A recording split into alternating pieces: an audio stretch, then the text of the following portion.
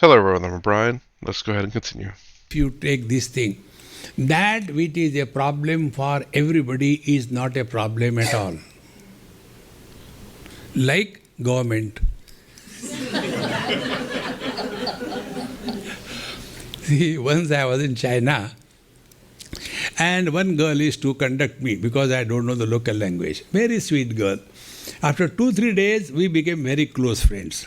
Very sincere, dedicated. She will not spend $1 extra. Once we had to catch a taxi. I said, hey, let's get taxi from here. She said, no, Swami, we'll go to that side and take taxi. So we had to cross the road. I said, why are you doing like this thing? From there, they charge $10 more. From here, it is $10 less. So sincere, very sweet girl. I said, hey, Ivy, her name was Ivy. I said, Ivy, shall I ask you something? Will it bother you? If it bothers, I will not ask. No, Swami, you ask anything. I know you very well now. Then I said, you are not allowed to talk anything about your government. What do you feel about it? She was my guru.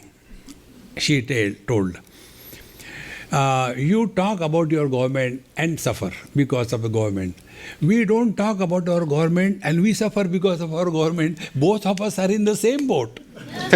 You talk and suffer, we are silently suffering. The lesser the choice you give, happier you are in life. See, now how the choices come? Choices come when we are enslaved by our faculties. See, friends, anything you take, Shabda Sparsha Rupa Rasa Gandha, any object, sound, I don't like that kind, I like this one. Taste, I don't like that, I like this one. Therefore, if we go beyond the choices, first step is तस्मात् त्वम् इंद्रियाणि आदौ नियम्य भरतर्षभ पाप्मानं प्रजह्येन ज्ञान विज्ञान नाशनम. In the third chapter, Bhagavan Krishna says, all the problems begin in our life because of this. Arjuna's question was, अथ केन प्रयुक्तोऽयं पापं चरति पुरुषः अनिच्छन्नपि Varshney बलादिव नियोजितः. O Lord, tell me, although knowing well under whose compelling orders one goes the wrong way. What is that? Because of which we do the wrong things, knowing well it is wrong. What is that? Bhagavan Krishna says, Kama esha krodha esha rajoguna samudbhavaha maha ashanaha maha papma vidyena miha vairinam. Bhagavan says, it is because desire allies anger. What is desire? Desire is choices. I like this, I don't like this. I'm going to disagree with him there, but I'm going to let it play just a little bit. Again, in the same chapter, Bhagavan says, Okay. I wouldn't say that desire is choices. He's not completely wrong there, obviously. But you don't have to have a desire to make a choice. Kind of like, how do I say? I think most choices do have desire behind it, but not all choices. And, but again, I guess he's more speaking like, I think most people would think that, the choices do have desire behind it. But trying to think, the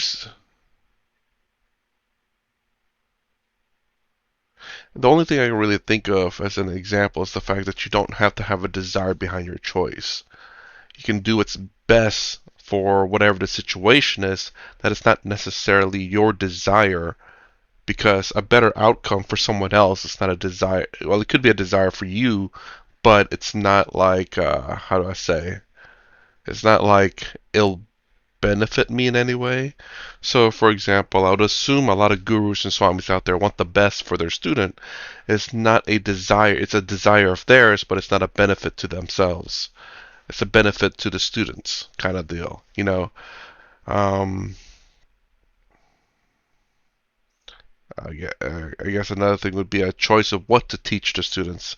Again, what to teach them is a choice.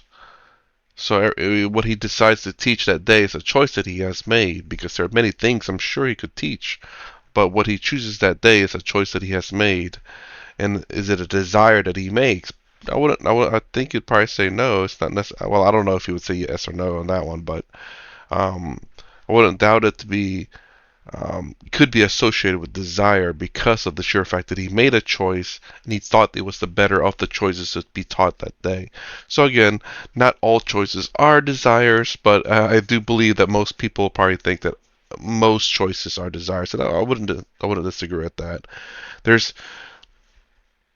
It's all how you look at it. It's all how you make your choices for yourself. And also, again, the context of the choices itself. Like, deciding on like a job, one thing or another, you make a choice not necessarily what's your desire, but for the better outcome. And if you say it's for a desire, then perhaps so. Shariram kevalam karma kurvannapnoti kilbisham. If you are hungry, therefore desire for the food is not the cause of bondage. But you are hungry, you want food, but you want food of your choice, then the samsara begins. See, friends.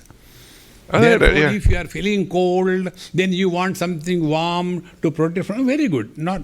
But I want only that kind of jacket which is available there, not otherwise the samsara begins. Right there. So he did give an example there. The sheer fact that, just because you want something doesn't necessarily mean there's a desire behind it. But when you start wanting a specific thing, so you're not just happy that you got food, but you want a specific food. So, Arjuna's question was answered that kama esha krodha esha. What is desire? Desire is nothing but choices. And who is that desire or the choices? Vidhi enam iha vairidam. Desires or choices are our enemy. Okay, so essentially, all all desires are choices, but not all choices are desires. And I don't know if he's saying that. Am I saying that's to be true? I think so. Not all choices have to have a desire behind it. You can make a choice with no desire of the outcome. I mean, a lot of people do that. Well, I say that, but there are people out there who can make a choice without being a desire, but all desires are choices. And enemies should be killed. No forgiveness to the enemies. Don't be goody goody, ahimsa, ahimsa, it has no meaning. If there is a basket with 100 good mangoes and there is one bad mango, those 100 good mangoes cannot improve that one bad mango. It has to be destroyed. See, friends. No, I have desire to do good to the world. No desire cannot be good. The flower doesn't give fragrance to the world. The flower has fragrance. The sun doesn't give light and heat. The sun is light and heat. In the same manner, you just be. Instead of wanting to do something to somebody, you will destroy. And what we want to do good to others? Suppose I am teetotaler. Why suppose? Okay, I am teetotaler. See, if I am a teetotaler, then what will be my this social service? Nobody should drink. Because I don't like it. If I am a non-smoker, then nobody should smoke. So our social service is nothing but imposition of our views on others. And this is how the choices become the very disorder of our life. Therefore, friends, Bhagavan says, Vidhi enam iha vairidam. These choices are our number one enemy. Now, if it is the enemy, we must kill him. Yes. Then we must find out what are the hideouts of the enemy. Bhagavan gives the three hideouts. Indriyani Mano buddhi asya adhisthana muchyate.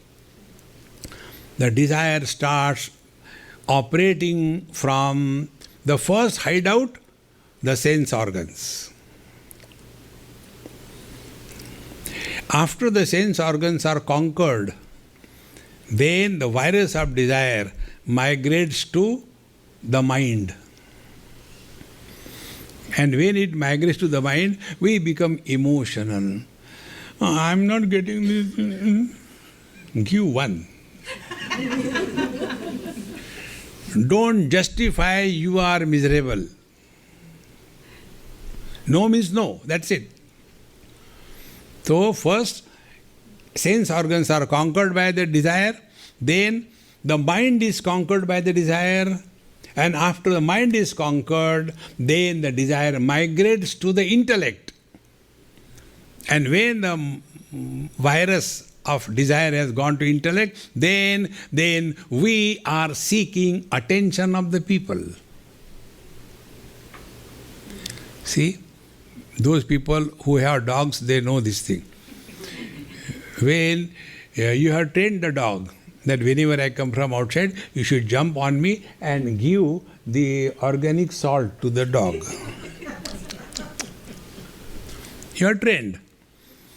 And one day you come from your work for the whole day, and that day was a total frustrated day. Everywhere kicks and nothing else. And you come at home frustrated. Now that dog doesn't know. He was trained to climb and do his job. But that day you were frustrated. See? Kick him and throw him away. Now the dog will go below the sofa and do hasrika.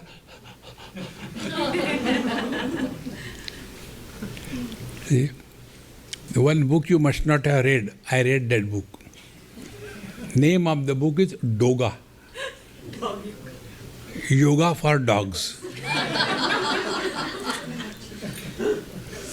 And you know, in that book, the sketches were so supreme. You see, next time any dog getting out of the sleep, first thing he does is Surya Namaskar.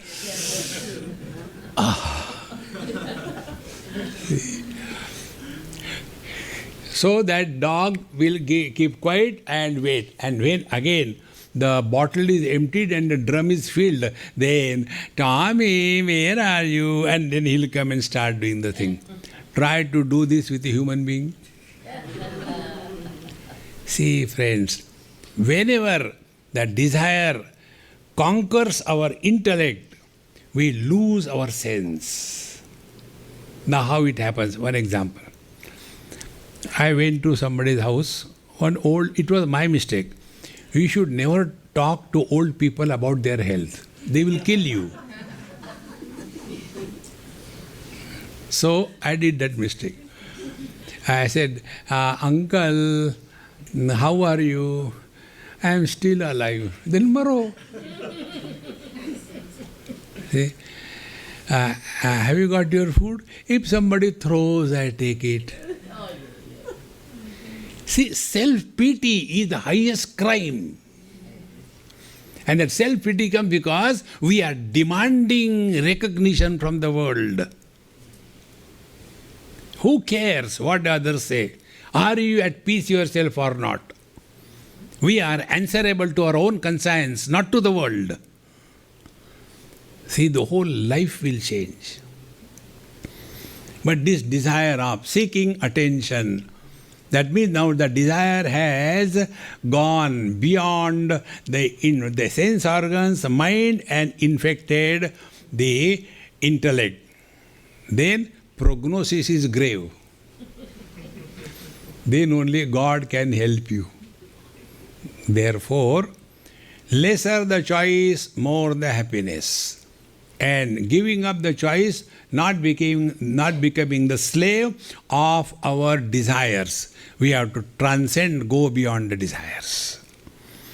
See, friends, slowly, slowly, one day you will discover. The last thought. If we have to control our sense organs to begin with, where from to start? start from the tongue. Tongue is two in one. In English, there is no corresponding word. When the tongue is used for tasting, it is called rasana. When the tongue is used for talking, it is called a jivva. It is two in one. So, when we are taking food, how much choices are given? Hare Ram, Ram, Ram, Ram, Ram. Therefore, first technique of giving away the impact of choices. Don't give too much importance to the choice of food. What comes in front, eat cheerfully and happily. More than what we eat, what is important is whatever we eat, how we eat. Even if the best food is given to us, and Ram, Ram, Ram, give one. See, what is prosperity? What is affluence? Affluence is recognition of the value of more choices. Spirituality is transcend above all choices. See, friends, in so many places we see. In one Marwadi house I went for food. You know the Marwadis, they have a speciality, ladies don't work. It's only the gents work. So the cooks were also gents. So me and my friend, we sat on the floor for taking food. Now the cook gave both of us. And my friend got so angry. He lost his control. He just threw the plate, abused that cook and went away. But I am meant for eating. I said, nothing doing. I'll eat. I ate nicely. Then I don't bring that topic again. Why should I worry? It is their personal matter. I got my food, I am happy. Why worry? Don't get involved in anybody's affairs. Somebody wants to commit suicide, suggest that is better. Jeez. I mean, it is a bit harsh to say that. I mean, I don't know. I guess this is kind of I don't want to say the Western mentality, but more of the concern of the, I guess, what I'd more consider the Bhakti Yoga portion of what I believe. So, I don't believe in a deity, but I believe in humanity.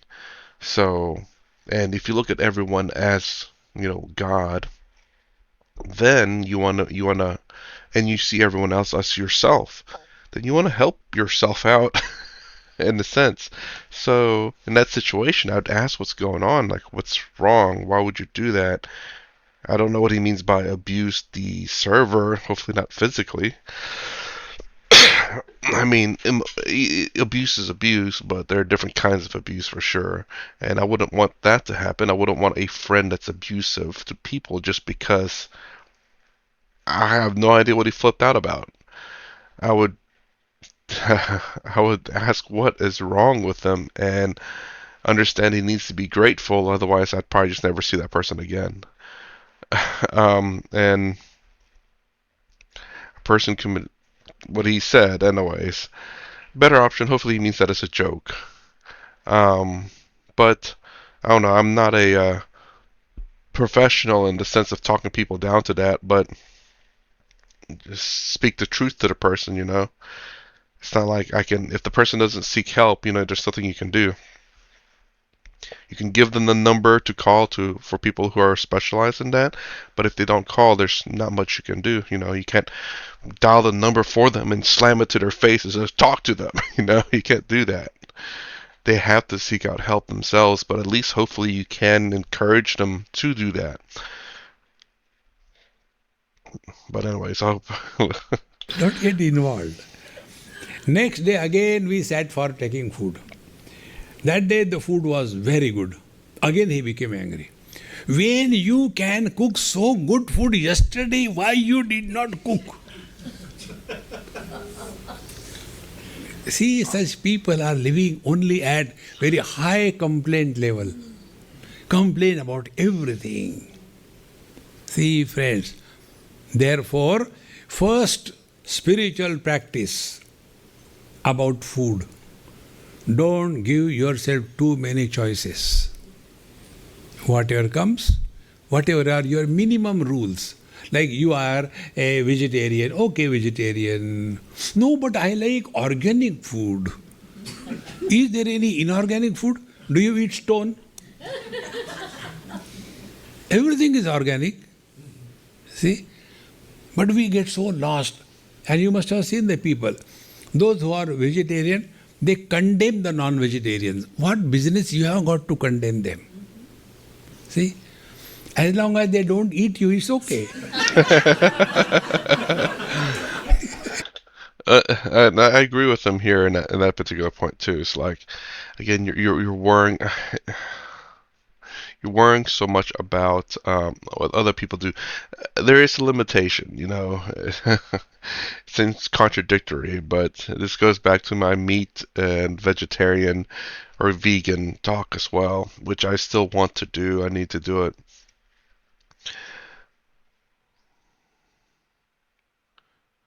But I remember having something to say about that last one. But anyways, let's continue. This happened in a Bengali family. I took my plate and sat. Then that Amma's son came. And he came with his fish and chicken and all that. Mother got so angry. When you know Swamiji doesn't eat, why you came? No, no, no. And that boy was comfortably sitting. I said, Mama, keep cool, keep cool. When I am not disturbed, why you are disturbed? I'll be disturbed if he plucks up my finger and starts eating. Otherwise, it's okay. Let him eat. But then the vegetarians have got very high opinion about them. We are not non-vegetarians. We are vegetarians. See, friends, in one conference, one man made this statement. Whenever I see the non-vegetarian people walking, I feel they are the mobile graveyards of the dead animals. And all the dumb people clapped. Hare Ram, Ram, Ram. What right we have got to comment on anybody's food habits? That is the choice. I'll say, don't get me wrong, you can, in my opinion, to some degree. Like if clearly you see someone eating unhealthily and you care about that person, you may want to say something. It's like, hey, look, you know, that's not exactly great for you, and I'm a little concerned about your health. If you care, you'll say something. People who don't care don't say anything. So that is, of course, you know, I don't mean eating meat. I mean more like eating any kind of food unhealthily. You can be vegan and still be eating unhealthily. There are a few vegans out there who are constantly sick because of the way they eat the vegan food. And I know a lot of vegan foods are vegan, like the more of the commercial ones. Um, but they tend to have very high like sodium, I believe, because it needs a lot of spices to make it like, you know, taste good. Again, this is not vegetarian. This is a vegan food in particular, and I don't mind vegan food. I'm not opposed to eating anything in particular. It's just that, you know, when you start forcing onto someone, it becomes a problem. There is one more brand. I am not vegetarian. I am vegan. Oh, You have to say that vegan in a style. You can't say I am vegan. See? Don't get lost in all that. Minimum choice for food, maximum happy you are. Like people ask me, Swamiji, you keep on running around the world. How do you maintain your health? And this is the secret. Whatever they give, I say, you keep, I'll eat it. And I eat whatever I have to eat. Earlier, when I was new in my profession, the professional hazards were not known. But now I know very well. So they will be giving me so much quantity, you know, as if I have not taken food for last 300 years. Or I am a buffalo.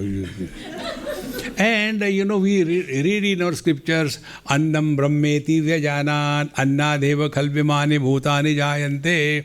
The Anna, the food is God, you should not waste. So I used to eat everything. And as a result, my Madhya Pradesh used to bulge out. See, how to waste the food, how to waste the food. Then I thought, you know, this way I will burst one day. Then what is to be done? Then I say, okay, keep it there. Then I take whatever I have to eat. So, we are not having choices about the food, but quantity we can reduce. Yoga Shastra says, eat 50% of your capacity. Suppose you are eating 20 chapatis, eat only 10. But that's a choice, though. You can choose to eat half. See? And 1/4 fill with the water.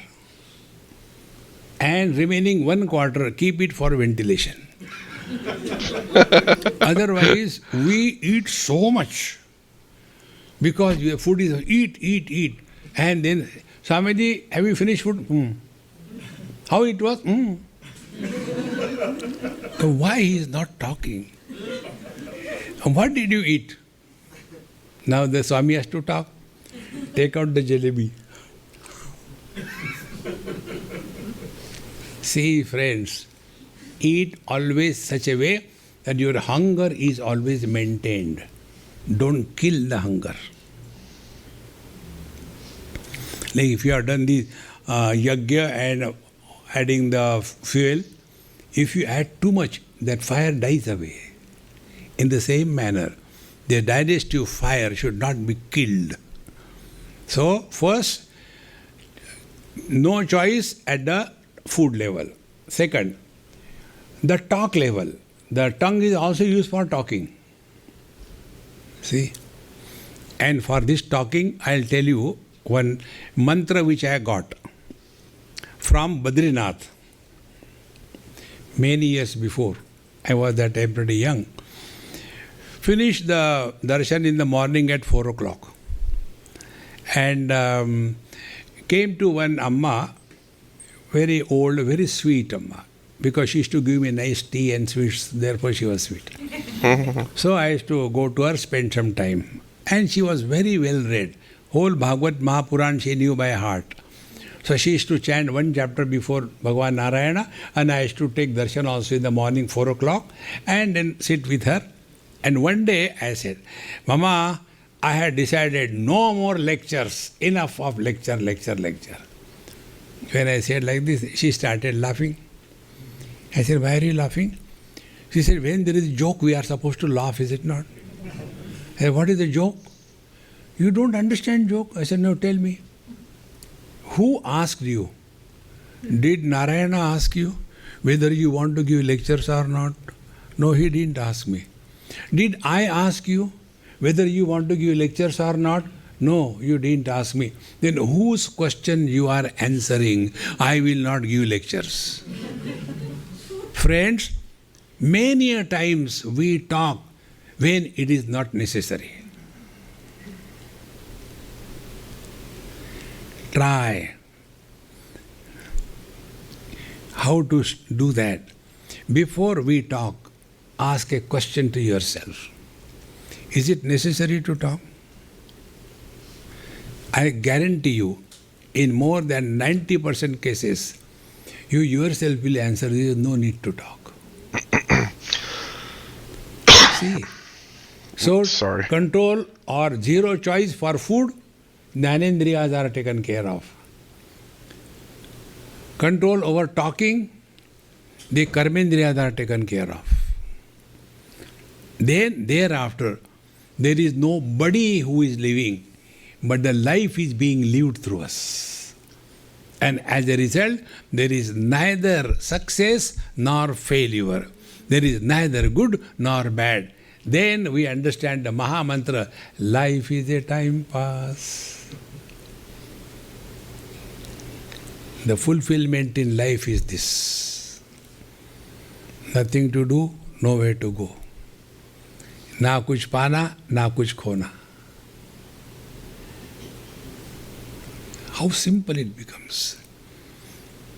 And for this, we don't require any external things. Atmaiva atmano bandhu, atmaiva ripuratmana. Work on it and be happy. Don't work on it, I will continue to be happy.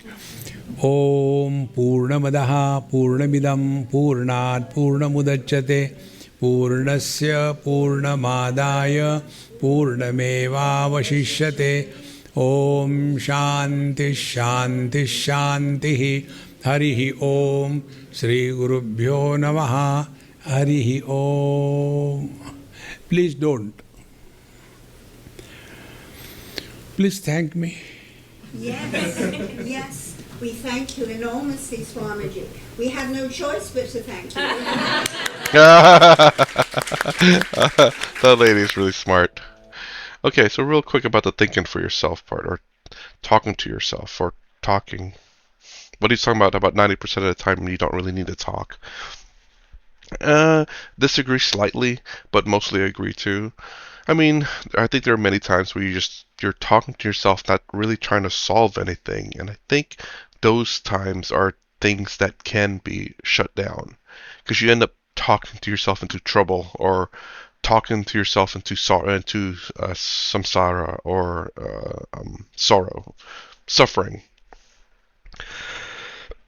But whenever there is a problem, there's where you can kind of talk to yourself there because sometimes talking things out, even to yourself, can help solve the problem.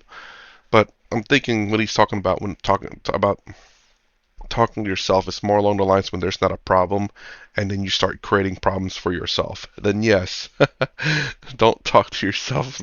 Those like you said, it's about 90% of the time, which I think a lot of people do that. I don't. I'm sure I do, but I don't. I'm not. I'm not to the point. Well, maybe I've gotten past that point where I don't necessarily create problems for myself, or I don't create unnecessary things in my life. I think so.